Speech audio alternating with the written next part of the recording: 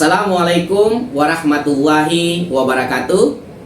Perkenalkan, saya Jumadi Murisalam Tuasikal, SPD MPD, dosen jurusan Bimbingan dan Konseling Fakultas Ilmu Pendidikan Universitas Negeri Gorontalo.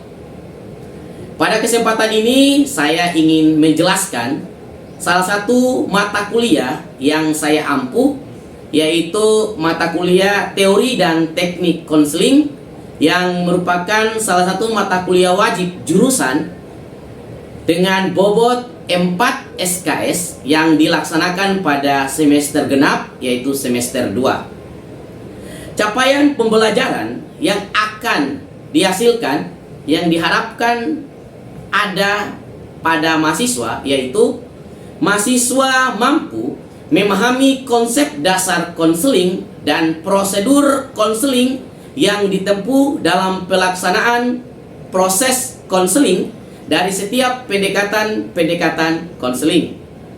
Yang kedua, mahasiswa mampu menganalisis karakteristik dan teknik-teknik konseling yang digunakan untuk menyelesaikan masalah individu berdasarkan pendekatan konseling.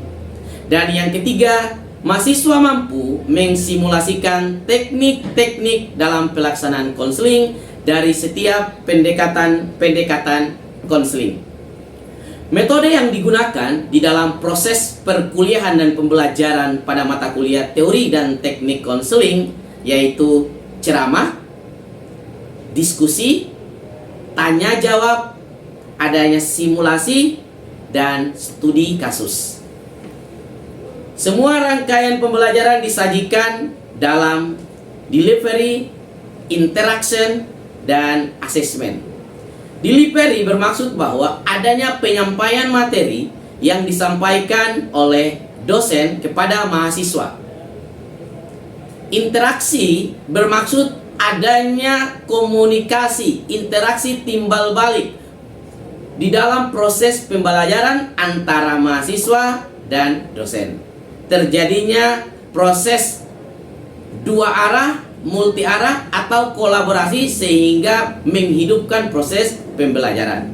Dan yang ketiga adalah asesmen, evaluasi yang digunakan di dalam proses perkuliahan teori dan teknik konseling dengan indikator yang pertama adalah kehadiran dan partisipasi dengan jumlah presentasi 10%, seluruh akumulasi tugas baik individu maupun kelompok dengan presentasi 20%, ujian tengah semester atau UTS dengan presentasi 30%, dan yang terakhir adalah ujian akhir semester atau UAS dengan presentasi 40%, sehingga seluruh akumulasi penilaian berjumlah 100%.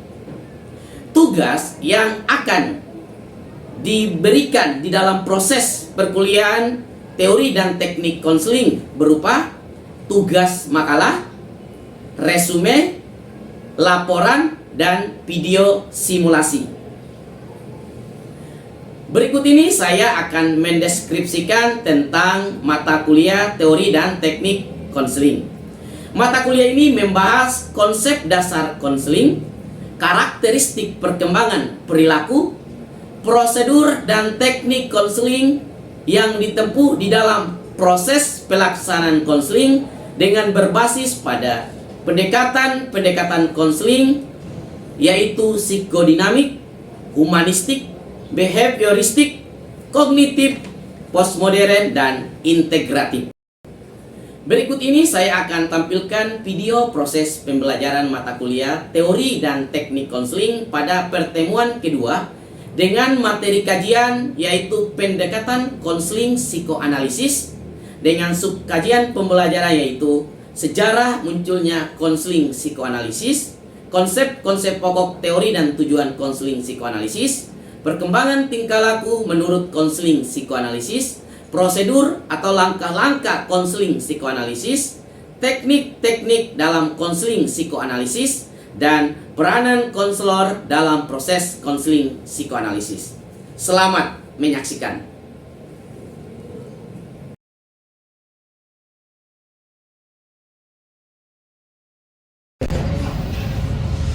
Assalamualaikum warahmatullahi wabarakatuh. Waalaikumsalam warahmatullahi wabarakatuh. Salam sejahtera untuk kita semua. Semangat! Semangat! Ya, walaupun di kondisi siang, tetap kita harus semangat sebagai generasi penerus bangsa. Tekad yang kuat harus tetap ada di pundak kita.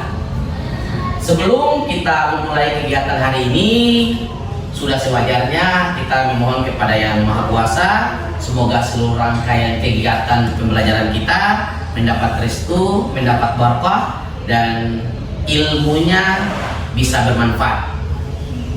Siapa yang bisa pimpin doa? Saya Pak. Ya, silakan Feby. Terima kasih. Sebelum kita mulai pembelajaran pada siang hari ini, alangkah baiknya kita berdoa menurut keyakinan kita bersama. Berdoa di iman.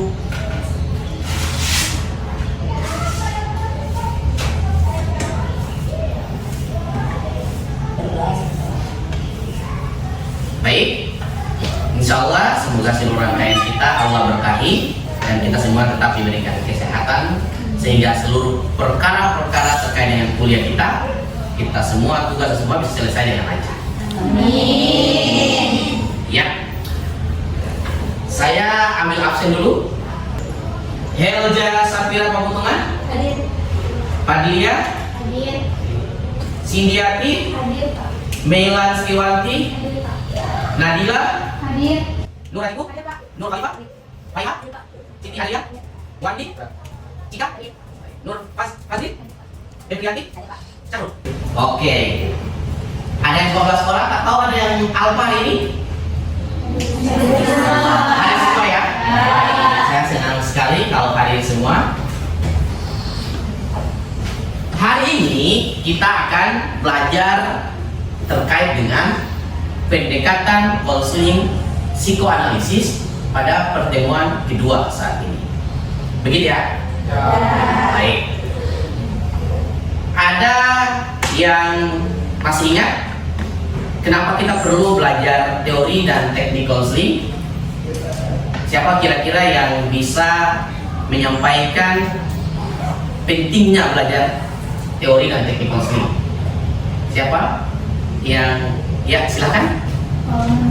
Menurut saya Pak, pentingnya mempelajari teori dan teknik konseling agar nantinya ketika kita mendapat klien atau konseling, kita sudah mengerti kira-kira teknik apa yang cocok kita berikan kepada permasalahan klien tersebut. Baik, sekali kita beri aplaus dulu. Benar sekali ya, bahwa penting sekali karena mau tidak mau, suka tidak suka, kita akan berhadapan dengan banyak masalah di mana sekian banyak masalah itu menuntut kita memiliki banyak teknik yang siap digunakan. Dan hari ini kita akan bicara tentang teori dan teknik konseling, pendekatan konseling psikoanalisis. Oke. Saya ingin mengajak saudara-saudara mahasiswa untuk merefleksikan kembali apa yang saudara-saudara rasakan dan terkait dengan kehidupan saudara-saudara. Karena teori dan teknik konseling ini kan bicara soal bagaimana kita berhadapan dengan masalah. Untuk saat ini kita bicara soal refleksi pikiran. Contoh, hari ini apa yang sudah Anda pikirkan tentang masalah Anda hari ini? Atau apa yang Anda pikirkan tentang perkuliahan hari ini? Nah, itu hal-hal yang Anda pikirkan. Ada yang mau menceritakan tentang apa yang Anda pikirkan hari ini? Terserah apapun itu, boleh? Siapa yang mau bercerita apa yang dia pikirkan hari ini? Setelah itu apa yang dia rasakan? Setelah itu pengalaman seperti apa sih yang diharapkan dalam perkuliahan? Wandi, apa yang Wandi pikirkan? Kegiatan di luar apa sekarang? Olahraga. Olahraga ya. Gimana? Kenapa kok suka olahraga hari itu? Karena ingat bakat di situ. Bakat di situ ya. Oke, bakat di situ jadi dia ingin. Perasaan Anda ketika melakukan aktivitas yang kau suka itu apa? Senang. Senang, bahagia. Nah, kegiatan bahagia itu adalah bentuk ekspresi kejiwaan yang dalam teori ini akan dibahas. Kenapa kok orang bisa bahagia melakukan sesuatu yang dia sukai? Oke, itu contoh ya. Ayo kita. Sekarang Apa sih yang Anda rasakan sejauh ini? Perasaan Anda seperti apa? Entah yang terjadi di rumah, di kampus, dengan siapapun. Secara umum, perasaan Anda. Siapa? Silakan. Hari ini masih senang, Pak. Hari ini masih senang. Kira-kira senangnya apa yang ada di benak sampai hari ini masih tetap senang? Karena hari ini bertepatan dengan ulang tahun, jadi masih. Hari ulang tahun, selamat. Kita berikan tepuk tangan. Kita berdoa semoga saudara teman kita ini umur panjang, sehat selalu, Allah berkahi. Waduh, selamat ya. Iya, siap. Nanti harus kita rayakan ini ya. Oke, baik. Sekaligus mempererat hubungan kita semua. Ya. Oke. Kita lanjut. Kata Freud, pencetus teori psikoanalisisnya berkata begini, satu-satunya orang yang harus Anda bandingkan dengan diri sendiri adalah Anda di masa lalu. Dia ingin memfokuskan diri kita dengan diri kita. Jangan lihat kanan, jangan lihat kiri. Refleksi adalah cerminan untuk melihat kembali kita ke masa lampau. Maka setiap pertemuan saya selalu menganjurkan atau memulainya dengan refleksi, sehingga kita bisa lihat perkuliahan kemarin, hari ini apa sih bedanya, sehingga kita bisa lihat perbaikan seperti bagaimana, kemudian hal-hal yang bisa kita bangkitkan, kita kembangkan seperti apa. Lalu lanjut dia, dan satu-satunya orang yang lebih baik dari Anda, inilah Anda sekarang. Jadi tampilan Anda hari ini adalah kualitas perbaikan diri Anda dari hari-hari kemarin. Sehingga saya percaya dan saya yakin mahasiswa-mahasiswa saya yang hadir dan duduk di sini adalah orang-orang yang memiliki tujuan terbaik, ingin menguasai materi mata kuliah dan cepat selesai kuliah, cepat wisuda dan membanggakan orang-orang yang tersayang. Sepakat? Sepakat. Oh, saya bahagia sekali. Coba boleh senyum sedikit? Oke. Ya, sebelum kita lanjut, mata kuliah ini memiliki capaian pembelajaran yang akan kita lakukan, kita dapatkan, dan kita harapkan Anda memiliki semua ini. Yaitu yang pertama adalah mampu menjelaskan sejarah, konsep pokok, dan prosedur pendekatan konseling psikoanalisis.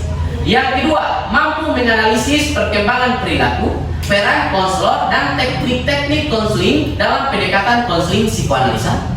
Dan yang ketiga, mampu mensimulasikan teknik-teknik konseling dalam pendekatan konseling psikoanalisis. Paham semua? Paham? Paham. Baik. Pernah lihat ini? Pernah. Oke. Apa yang ada di pikiran Anda ketika gambar ini Anda lihat?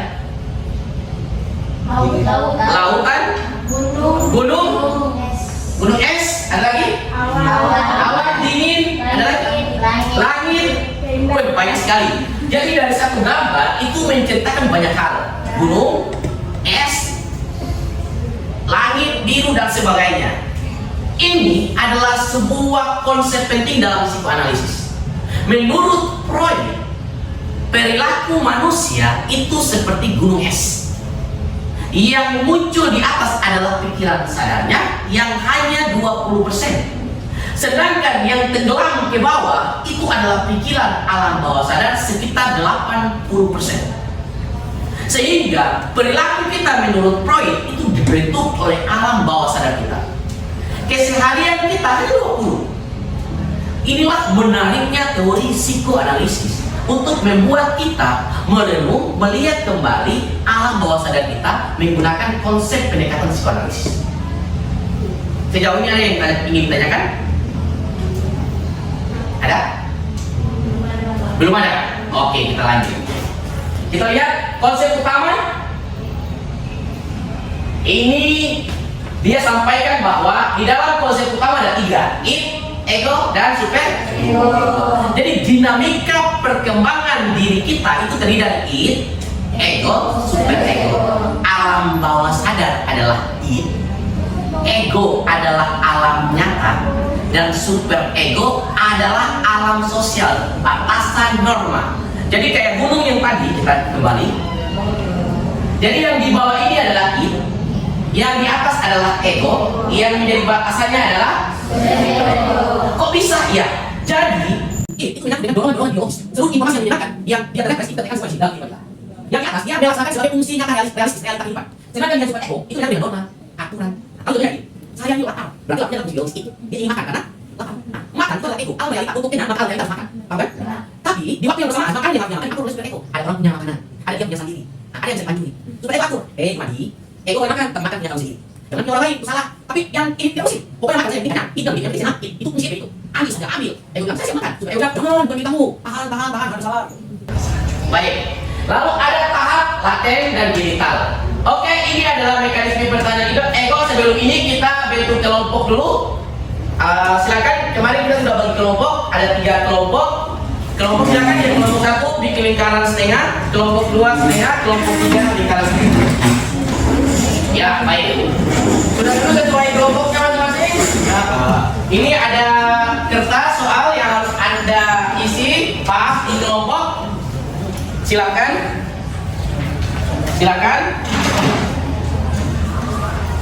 Yang harus Anda bahas adalah analisis perkembangan masalah yang selama ini Anda dapatkan. Lalu Anda lihat apa sih alam bawah sadar yang mempengaruhi itu sehingga karakteristik itu bisa Anda identifikasi. Setelah Anda identifikasi masalah-masalah, apapun masalahnya, Anda boleh ambil satu masalah saja yang Anda analisis. Nanti tugas analisis kelompok ini akan berkembang menjadi studi kasus. Anda akan lanjutkan dia menjadi tugas studi kasus dengan melihat perilaku yang lebih banyak lagi. Hari ini kita bahas satu. Setelah selesai Anda bahas, Anda tulis di kertas itu. Nanti setelah dibahas, Anda akan diwakili oleh ketua kelompok untuk mempresentasikan analisis Anda, analisis kasusnya. Berkaitan dengan ini. Ini ada mekanisme pertahanan ego. Ada yang depresif, ada yang denial. Pokoknya Anda pikirkan dulu. Masalahnya apa? Analisisnya bagaimana? Nanti sama apakah dia apa yang mekanisme ini atau berkaitan yang artinya adalah. Bisa dimengerti? Bisa dipahami? Semangat? Baik, silakan Anda diskusi yang Anda. Saya ambil buku. Silakan ambil buku. Silakan dilakukan diskusinya. Oke. Boleh saya di Google dan sebagainya, boleh silakan supaya memperkuat analisis Anda. Kita buka masalahnya. Silakan. Setelah itu kita masing-masing kelompok akan mempresentasikan, lalu kita akan pada prosedurnya sekarang. Prosedur sebagaimana saya masalah adalah proses konseling, dan setelah itu teknik-teknik konseling kita akan simulasi. Siapa yang ketua di kelompok ini? Sintia, silakan. Oke, boleh berdiri, sampaikan saja apa yang sudah menjadi hasil keputusannya. Baik, terima kasih. Di sini kelompok kami itu mengambil masalah yang kiranya itu bisa dianalisis menggunakan teknik psikologi analisis. Psikoanalisis yaitu pengelolaan emosi. Ada beberapa masalah, ada pengelolaan emosi dan juga kecemasan. Oke, baik. Sementara kita dengarkan dulu, silakan. Terima kasih, berikan aplaus dulu buat kelompok. Silakan yang lain. Siapa? Ini siapa ketuanya? Ebi, silakan berdiri. Kita dengarkan. Silakan. Baik, terima kasih. Ini dari kelompok kami akan ini trauma. Jadi tentang trauma terhadap yang akan mendengar klakson. Oke, menganalisis trauma karena mendengar klakson itu yang akan dijadikan sebagai studi kasus. Oke, baik. Kita berikan aplaus dulu buat kelompok. Ya, terima kasih para kelompok. Materi awal Anda diskusi ini adalah bagian dari memulai studi kasus yang akan Anda lakukan, sehingga Anda akan melihat masalah ini dari tinjauan tahap perkembangan, kemudian mekanisme pertahanan, fungsi dinamika kepribadian ego super ego apa yang bermasalah sehingga masalah ini muncul. Bisa dimengerti? Oke, kita lanjut. Baik, ketika ada persoalan, psikoanalisis memiliki prosedur atau langkah. Pertama, konselor lebih banyak mendominasi karena teknik-teknik psikoanalisis atau analisis itu berkaitan dengan dilatih lebih banyak konselor yang memberikan arahan. Misalkan konseling datang masuk ke dalam ruang sesi konseling, setelah itu konselor yang lebih banyak berpartisipasi. Di dalam proses ini, konselor berfungsi untuk menyusun kembali struktur kepribadian. Yang dalam proses konselingnya akan didapatkan mana yang masalah, mana yang tidak diatur, alasannya yang tata, struktur kepribadian yang itu. Sehingga apa yang terjadi? Dia akan mendapatkan ego yang baru, yang lebih realistis. Bagaimana membuat ego lebih bagus, lebih jelek, ego lebih mantap, dan alasan bisa lebih kontrol. Nah, ini yang terjadi sehingga konflik-konflik paksaan itu ditekan lebih banyak. Dia bisa kontrol. Apa yang terjadi? Dari sinilah maka dia akan menyadari bahwa dia menjadi masalah bagian ini. Oh, dia irasional dulu, sekarang irasional karena dia dikontrol bisa apa? Untuk teknik, selain nanti kalian akan membuat laporan videonya, jadi nanti kalian akan simulasi video yang kalian kumpulkan. Namun sebelum tugas ini kalian buat di rumah, kita akan simulasi beberapa contoh teknik. Untuk asosiasi bebas itu, Misalkan konseling datang, simulasinya kayak gini. Dia sudah cerita, lalu di satu momentum ketika menggunakan asosiasi bebas, itu konselor akan menyampaikan begini. Ananda konseling, nanti kita akan gunakan teknik asosiasi bebas. Ketika saya menyampaikan satu kata, Ananda mengungkapkan apa yang ada di pikiran Ananda. Bisa dimengerti? Kalau konselingnya oke, kita mulai dengan membuat relax. Tarik nafas, keluarkan. Tarik nafas, keluarkan lebih nyaman. Tutup matanya, lalu meja. Konseling mungkin akan bilang tempat makan malam bersama ibu dan ayah dan keluarga besar. Lalu konselor bilang, ibu orang yang tidak sayang sama saya, sering dimarah-marah sama saya. Jadi dia mengeluarkan kata-kata bebas sesuai dengan satu kata yang dikeluarkan oleh konselor. Paham ini? Oke, siapa yang boleh mau kasih contoh? Saya jadi konselingnya. Oke, silakan. Diperhatikan, silakan. Satu perkataan yaitu meja, Tempat makan bersama keluarga, ibu, orang yang sangat saya hormati, saya banggakan. Oke, boleh tadi sudah? Aman? Aman? Boleh berikan aplaus dulu? Jadi kayak gini, sudah bagus, tinggal dilatih. Nah, Anda kan akan buat video sebagai project mata kuliah. Nah, ada studi kasus, laporan untuk melihat masalah, dan ada video sebagai project mata kuliah, yaitu simulasi teknik konseling. Salah satunya adalah konseling psikoanalisis. Jadi nanti akan dilatih. Jadi sebelum itu akan diberikan dulu petunjukan. Contoh. Baik, kita akan lakukan asosiasi bebas. Saya akan mengucapkan satu kata, dan apa yang terpikir di pikiranmu boleh dijawab secara spontan. Ya, dimulai dengan menenangkan diri, kemudian tutup mata, dan bayangkan kata dari saya, dan jawab secara spontan apa yang ada di pikiran Anda. Seperti yang tadi, tinggal dilatih dan semua bisa. Bisa dipahami ini? Oke, masih semangat? Oke, silakan, terima kasih. Kita sekali lagi berikan aplaus. Saudara-saudara semuanya, simulasi tadi adalah bagian daripada kita mempraktekkan secara sederhana teknik-teknik konseling.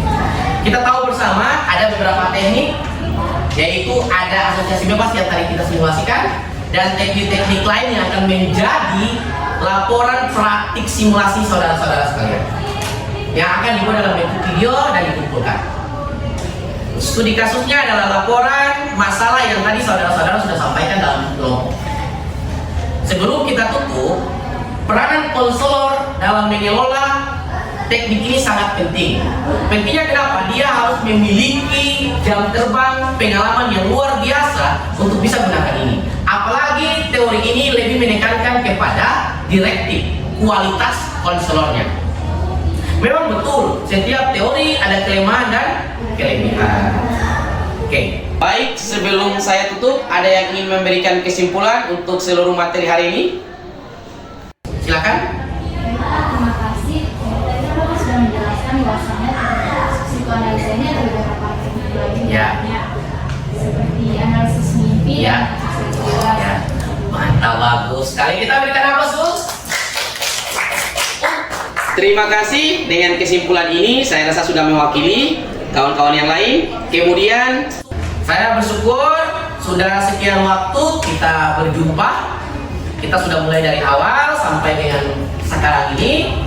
Maka untuk menutup perjumpaan kita ini, saya mau merefleksikan kembali apa yang Anda pikirkan dengan mata kuliah ini, dengan saya, dengan perkuliahannya, apa yang Anda rasakan, dan pengalaman seperti apa yang Anda dapatkan. Satu orang dari kelompok 1, kelompok 2, dan kelompok 3. Pikirkan, rasakan, dan pengalaman seperti apa yang ingin Anda bawa dalam kehidupan Anda. Baik, dari kelompok 1, siapa yang mau? Yang tadi mensimulasikan, silakan. Apa yang Anda pikirkan setelah melakukan proses simulasi atau mengikuti perkuliahan ini?